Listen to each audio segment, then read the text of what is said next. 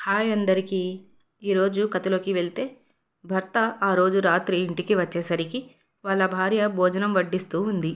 భర్త ఆమె చేయి పట్టుకొని నీతో ఒకటి చెప్పాలి అని అన్నాడు. ఆమె కూర్చొని నిశ్శబ్దంగా భోజనం చేస్తుంది. ఆమె కళ్ళలో బాధని భర్త గమనించాడు. అతను ఆమెతో ఒక విషయం గురించి మాట్లాడాలి అనుకుంటున్నాడు. కానీ ఆమె ఆ విషయం ఎలా చెప్పాలో అర్థం కావడం లేదు. ఎలాగైనా ఆమెకి ఆ విషయం చెప్పాలి. చివరికి ఇలా చెప్పాడు. నాకు విడాకులు కావాలి అని ప్రశాంతంగా తనతో అసలు విషయం చెప్పాడు. ఆ మాటలకి బదులుగా ఆమె ఎందుకు మామూలుగా అడిగింది. ఆమె ప్రశ్నను పట్టించుకోకుండా సమాధానం ఏమివ్వలేదు. ఆమెకి కోపం వచ్చింది.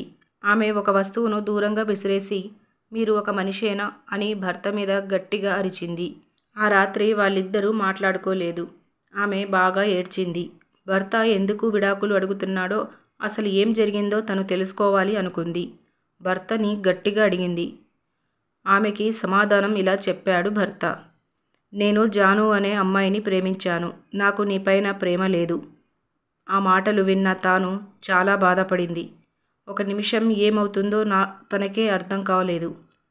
భర్త గిల్టీ ఫీలింగ్తో, నాకు నువ్వు విడాకులు ఇవ్వడానికి, నువ్వు ఒప్పుకునేందుకు, నువ్వు ఉండడానికి సొంత ఇల్లు, కారు అండ్ నా సంస్థలో 30% వాటా ఇస్తా అని అగ్రిమెంట్ పేపర్లు తనకి ఇచ్చాడు. భార్య చాలా కోపంతో ఆ పేపర్లని చింపేసింది. ప్రేమని ఎప్పటికీ కొనలేరు అని గట్టిగా ఏడ్చేసి, భర్తగా తన లైఫ్లో ఒక తెలియని వ్యక్తిలా ఆమె జీవితంలో 10 సంవత్సరాలు ఉన్నాడు.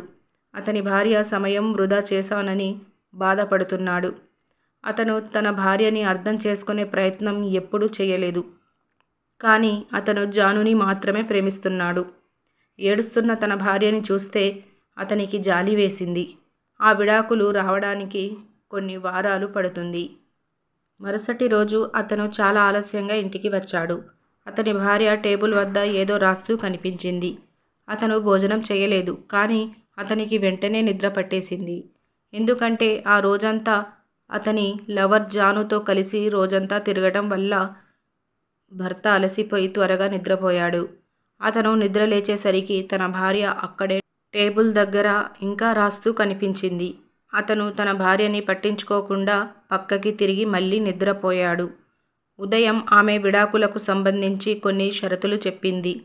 ఆమె అతని నుండి ఏమి కోరుకోవటం లేదు. కానీ విడాకులు ముందు 1 నెల రోజుల పాటు అతను తనతో ఉండాలని చెప్పింది. ఆ నెలలో మనం సాధ్యమైనంత వరకు సాధారణమైన జీవితాన్ని గడపాలి అని అంది. ఆమె కారణాలు చాలా సాధారణంగా ఉన్నాయి. వాళ్ళ కొడుకుకు 1 నెల రోజుల్లో పరీక్షలు ఉన్నాయి. వాళ్ళ విడాకుల వల్ల తన చదువుకు ఇబ్బంది కలగకూడదని ఆమె అలా కోరుకుంటుంది. అందుకే తను వాళ్ళ భర్తని నెల రోజులు గడువు అడిగింది. నాకు అంగీకారమే అని వాళ్ళ భర్త ఆమెతో చెప్పాడు. కానీ ఆమె అతన్ని మరొకటి అడిగింది. ఆమె అతని గుర్తు చేస్తూ ఇలా అడిగింది. మీరు మన పెళ్లి రోజున నన్ను మన పెళ్లి గదిలోకి ఎలా తీసుకువెళ్లారో గుర్తుందా అని అడిగింది.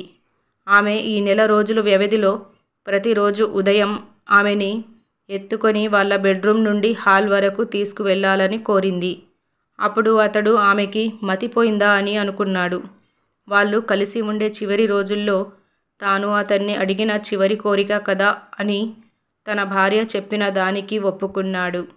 అతను ఆమెతో విడాకులు, అతని భార్య చెప్పిన షరతులు గురించి అతని లవర్ జానుకి చెప్పాడు. ఆమె బిగ్గరగా నవ్వింది. ఆ నవ్వుకి అర్థం లేనట్లుగా అతను భావించాడు. నీ భార్య నీకు విడాకులు ఇవ్వటం ఇష్టం లేక ఇలా ఏవో నాటకాలాడుతుంది అని జాను అతనితో అంది. విడాకుల ఒప్పందం దగ్గర నుంచి అతనికి అతని భార్యకు ఎలాంటి శారీరక సంబంధం లేదు. మొదటి రోజున తాను తన భార్యను ఎత్తుకున్నప్పుడు అది వాళ్ళిద్దరి మధ్య మోటుతనంగా అనిపించింది. హే, నాన్న అమ్మను ఎత్తుకున్నాడు అని వాళ్ళ అబ్బాయి సంతోషంతో అరుస్తూ చప్పట్లు కొట్టాడు. ఆ అబ్బాయి మాటలు అతనికి బాధను కలిగించాయి. అలా ఎత్తుకొని తీసుకువెళ్తున్నప్పుడు ఆమె కళ్ళు మూసుకొని నెమ్మదిగా తనతో ఇలా చెప్పింది. మన విడాకులు గురించి నేను మన అబ్బాయికి చెప్పలేదు. అతనికి కొంత బాధ కలిగిన నవ్వాడు అతను. ఆఫీస్కి వెళ్తుందని ఆమె తలుపు దగ్గరికి వచ్చింది. ఆమె ఆఫీస్ బస్ కోసం ఎదురు చూస్తుంది. తాను ఆఫీస్కు ఒక్కడే ఒంటరిగా కారులో వెళ్ళిపోయాడు. రెండవ రోజున వాళ్ళిద్దరికీ మరింత తేలికగా అనిపించింది. ఆమె తల తన గుండెని తాకుతుంది. ఆమె దగ్గర సుహాసన తనకి తెలుస్తుంది. తాను కొంతకాలంగా తన భార్యని గమనించలేదు అని అనుకున్నాడు. ఆమె వయస్సు పైబడుతుందని అతను గ్రహించాడు. ఆమె ముఖం మీద ముడతలు కనిపిస్తున్నాయి. ఆమె జుట్టు ఎగురుతుంది. మన వివాహం మూల్యం చెల్లిస్తున్నాను అని అనుకుంటున్నారా అని భర్తని భార్య అడిగింది.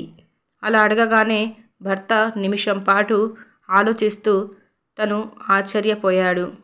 4వ రోజు తాను ఆమెని ఎత్తుకున్నప్పుడు వాళ్ళ ఇద్దరి మధ్య దగ్గరితనం, అన్యోన్యత అతనికి కనిపించింది. ఈ అమ్మాయితోనేనా నేను 10 సంవత్సరాలు జీవించిందని అతనికి అనిపించింది. 5వ మరియు 6వ రోజున వాళ్ళిద్దరి మధ్య సాన్నిహిత్యం పెరుగుతుందని తాను తెలుసుకున్నాడు. తాను ఈ విషయం గురించి జానుకి చెప్పలేదు. ఇలా నెల రోజులు తన భార్యను తీసుకుని వెళ్ళటం సులభంగా మారిపోయింది. బహుశా రోజు ఇలా చేయటం వల్ల తనకు తానే బలంగా, దృఢంగా అనిపించాడు. ఒక ఉదయం తాను ఏ డ్రెస్ వేసుకోవాలో వెతుకుతుంది. తాను కొన్ని డ్రెస్సులు ట్రై చేసింది. కానీ ఒక్క డ్రెస్సు కూడా తనకి బాగోలేదు. వేసిన ప్రతి డ్రెస్ కూడా తనకి లూజ్గానే ఉంది. అప్పుడు అతనికి అర్థమయ్యింది తాను చాలా సన్నగా అయ్యింది అని. అందుకనే అతను తనని తేలికగా మోయగలిగాను అని ఆ విషయం అతనికి బలంగా తగిలింది. ఆమె గుండెల్లో ఎంత బాధ అనుభవిస్తుందో అప్పుడు అతనికి అర్థమయ్యింది. అతనికి తెలియకుండానే అతని చేయి ఆమె తలని తాకింది. ఆ సమయంలోనే వాళ్ళ అబ్బాయి వచ్చాడు. ఆ సందర్భాన్ని చూసిన ఆ అబ్బాయి వాళ్ళ నాన్నతో ఇలా అన్నాడు. నాన్న, అమ్మని బయటికి తీసుకెళ్లే సమయం ఇప్పుడు వచ్చింది అని అన్నాడు. ఇలా వాళ్ళ నాన్న వాళ్ళ అమ్మని అలా చూసుకోవడం ఆ అబ్బాయికి జీవితంలో విలువైన, అపురూపమైన సంఘటన. అతని భార్య వాళ్ళ అబ్బాయిని ఆమె దగ్గరకు రమ్మని సైగ చేసింది. వాడు వాళ్ళ అమ్మ దగ్గరికి వచ్చాడు. వాళ్ళ అమ్మ ఆ అబ్బాయిని గట్టిగా హత్తుకుంది. నాన్న ముఖం పక్కకి తిప్పుకున్నాడు. ఎందుకంటే ఆ చివరి నిమిషంలో తన మనసు తాను మార్చుకుంటాడేమో అని భయపడ్డాడు. రోజులానే అతను ఆమెని ఎత్తుకొని బెడ్రూమ్ నుండి హాల్కి వెళ్తుండగా ఆమె తన చేతులను అతని మెడ చుట్టూ ప్రేమగా, సహజంగా వేసింది. అతను ఆమెని గట్టిగా పట్టుకున్నాడు. అచ్చం వాళ్ళ పెళ్లి రోజులాగా. కానీ ఆమె చాలా తేలికగా ఉండటం వలన అతనికి చాలా బాధగా అనిపించింది. చివరి రోజున అతను ఆమెను తన చేతులతో ఎత్తుకున్నప్పుడు అతను ఒక్కో అడుగు వేయడానికి తనకి చాలా భారంగా అనిపించింది. వాళ్ళ అబ్బాయి స్కూల్కి వెళ్ళిపోయాడు. అతను వాళ్ళ భార్యను మరింత గట్టిగా పట్టుకొని తనతో ఇలా చెప్పాడు. మన జీవితంలో సాన్నిహిత్యం, అన్యోన్యత లోపించాయి అని చెప్పాడు. తర్వాత అతను ఆఫీస్కు వెళ్ళిపోయాడు. కారు నుండి వేగంగా దిగి డోర్ కూడా వేయకుండా ఆఫీస్ లోపలికి వెళ్ళాడు. అతనికి భయం వేసింది. ఎందుకంటే ఆలస్యం అయ్యే కొద్దీ తన మైండ్ మళ్ళీ చేంజ్ అయిపోతుందేమో అని. అతను జాను ఉండే క్యాబిన్కి వెళ్ళాడు. సారీ చెప్పి అతను తన భార్య నుండి విడాకులు తీసుకోవడం లేదని చెప్పాడు. ఆమె జాను అతని వైపు ఆశ్చర్యంగా చూసి తన నుదుటిపై చేయి వేసింది. నువ్వు బాగానే ఉన్నావు కదా అని అడిగింది. అతను తన నుదుటి మీద ఉన్న ఆమె చేతిని తీసి, సారీ జాను, నేను నా భార్య నుండి విడాకులు తీసుకోవడం లేదు. మా వివాహ జీవితం నాకు విసుగ్గా అనిపించేది. ఎందుకంటే నాకు తనకి ప్రేమ విలువ, గొప్పతనం తెలియలేదు. మేము ఎప్పుడూ ప్రేమగా మాట్లాడుకోనలేదు. అందుకే మాకు ఎలా కలిసి జీవించాలో అర్థం కాలేదు. ఎప్పుడైతే నేను తనని అలా ఎత్తుకొని తీసుకువెళ్ళడం మొదలుపెట్టానో అప్పుడే నాకు అర్థమైంది. తను చనిపోయేదాకా నేను తనని అలానే చూసుకుంటానని. అచ్చం మా పెళ్లి రోజులానే. జాను హఠాత్తుగా లేచి అతనిని ఒక చెంపదెబ్బ కొట్టింది.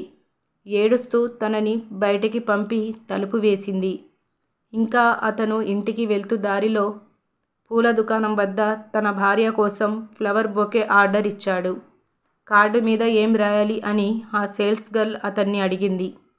అప్పుడు అతను నవ్వుతూ, మరణం మనల్ని దూరం చేసే వరకు నేను నిన్ను మోయాలి అని అనుకుంటున్నాను అని రాయమని చెప్పాడు. ఆ సాయంత్రం అతను ఇంటికి త్వరగా వెళ్ళాడు. తన చేతిలో ఒక ఫ్లవర్ బొకే, తన ముఖం మీద చిరునవ్వుతో అతను మెట్లు ఎక్కి పైకి వెళ్ళాడు. తన భార్యను మంచం మీద చూశాడు. అప్పటికే ఆమె చనిపోయింది. ఒక్కసారి అతనికి ఏం అర్థం కాలేదు. తనకి తెలియకుండానే కన్నీళ్లు వచ్చేస్తున్నాయి. తన భార్య కొన్ని నెలలుగా క్యాన్సర్తో పోరాడుతుంది. తాను జానుతో బిజీగా ఉండటం వల్ల ఈ విషయం తను గమనించలేకపోయాడు. ఆమె చనిపోతుందని ముందుగానే ఆమెకి తెలుసు. ఆమె వల్ల సంసార మరియు విడాకుల విషయాలు సంగతి వీలైనంత వరకు వాళ్ళ కొడుకుకు దూరంగా ఉంచి తనని సేవ్ చేసింది. వాళ్ళ కొడుకు దృష్టిలో అతను ఒక ప్రేమించే భర్తగా ఉండాలి అనుకుంది. జీవితంలో జరిగే చిన్న విషయాలు నిజంగా మీ బంధానికి అర్థం తెలుపుతాయి. భవనం, కారు, ఆస్తి, బ్యాంకులో డబ్బు ఇవేమీ బంధానికి సంబంధించినవి కావు.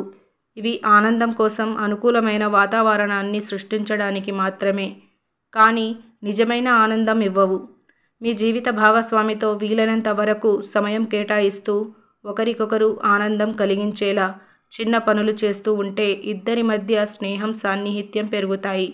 అప్పుడు నిజమైన సంతోషకరమైన వివాహ బంధం నిలబడుతుంది. మనం ఏం చేసినా, ఎంత ప్రేమగా చూసుకున్నా అనే వాళ్ళు ఉన్నప్పుడే చూసుకోవాలి. వాళ్ళు వెళ్ళిపోయాక మనం ప్రేమ చూసుకుందాం అన్న వాళ్ళు మనతో ఉండరు. చాలామంది కేవలం అపార్థాల వల్ల విడిపోతున్నారు. ఇది చదివి కొంతమందైనా తాము చేసే తప్పును తెలుసుకొని తమ జీవితాన్ని ఆనందంగా గడుపుతారని కోరుకుంటున్నాను. మీరు ఈ కథని మరొకరికి పంపిస్తే ఒక వివాహ బంధాన్ని కాపాడే అవకాశం ఉంది. ఈ వీడియో మీకు నచ్చినట్లయితే నా ఛానల్ని సబ్స్క్రైబ్ చేసుకోండి. అలాగే లైక్ అండ్ షేర్ చేయండి.